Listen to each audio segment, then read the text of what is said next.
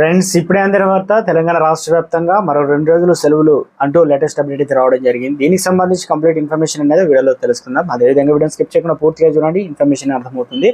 చూస్తున్నారు కానీ సబ్స్క్రైబ్ చేసుకొని మర్చిపోతున్నారు. వెంటనే ఛానల్ సబ్స్క్రైబ్ చేసుకొని బెల్ బటన్ యాక్టివేట్ చేసుకోండి. ప్రభుత్వం నుంచి వచ్చే లేటెస్ట్ అప్డేట్ అందరికంటే ముందుగానే అందించడం జరుగుతుంది. అదేవిధంగా లైక్ చేయడం మర్చిపోతున్నారు.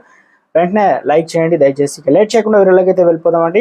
2 తెలుగు రాష్ట్రాల్లో గత 2-3 రోజుల నుంచి భారీగా వర్షాలు పడుతున్నాయి. ఈ తరుణంలో కూడా ప్రభుత్వం అయితే అలర్ట్ అయి సెలవులు అయితే ప్రకటిస్తూ వస్తుంది ఎప్పటికప్పుడు ఈ రోజు. ఇక 2 తెలుగు రాష్ట్రాల్లో ఇంకా విస్తారంగా వర్షాలు అయితే కురుస్తున్నాయి. ఇప్పటికే పలు జిల్లాల్లో చెరువులు, వాగులు, వంకలు పొంగి పొర్లుతున్నాయి. జనం తీవ్ర ఇబ్బందులు పడుతున్నారు. అదేవిధంగా లోతట్టు ప్రాంతాలు పూర్తిగా జలమయ్యాయి. ఈ క్రమంలో నేడు ఏపీ మరియు తెలంగాణ రాష్ట్రంలో పలు జిల్లాల్లో భారీ వర్షాలు పడే అవకాశం ఉందని వాతావరణ శాఖ అయితే హెచ్చరించింది. దీంతో ఈ క్రమంలో ఏపీలోని కృష్ణా, ఎన్టీఆర్, అదేవిధంగా గుంటూరు, పశ్చిమ గోదావరి, బాపట్ల, పల్నాడు జిల్లాలో కలెక్టర్లు మంగళవారం కూడా విద్యాసంస్థలకి సెలవులు ప్రకటించారు. అదేవిధంగా తెలంగాణలో వరద ప్రభావం ఉన్న జిల్లాలో పరిస్థితుల దృష్ట్యా విద్యాసంస్థలు సెలవులు ప్రకటించడంపై ఆ జిల్లా కలెక్టర్ నిర్ణయం తీసుకోవాలని ప్రభుత్వం ఆదేశాలు జారీ చేసింది.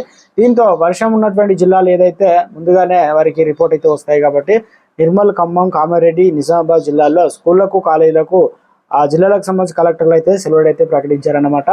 వాతావరణ శాఖ నిన్న నైట్ వేరే రకాల రిపోర్ట్ వస్తుంది, ఈ రోజు పొద్దున వేరే రకంగా రిపోర్ట్ వస్తుంది. కాబట్టి తెలంగాణ రాష్ట్ర వ్యాప్తంగా 33 జిల్లాల్లో ఏ జిల్లాలో ముందుగానే వాతావరణ సూచనలు బట్టి అధికారులు రిపోర్ట్ ఇచ్చిన బట్టి కలెక్టర్లు అయితే ఆదేశాలు తీసుకుని సెలవులు అయితే ప్రకటిస్తున్నారనమాట.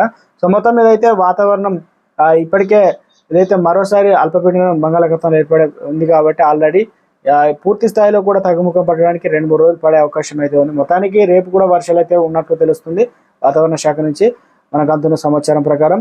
ఇక దీన్ని బట్టి చూస్తే తెలంగాణ రాష్ట్ర వ్యాప్తంగా మరో 2 రోజులు కూడా సెలవులు ఇచ్చే అవకాశాలు అయితే ఉన్నట్లు తెలుస్తుంది అనమాట. సో మొత్తం మీద అయితే ప్రస్తుతానికి ఈ జిల్లాలో అయితే సెలవులు అయితే ప్రకటించడం జరిగింది.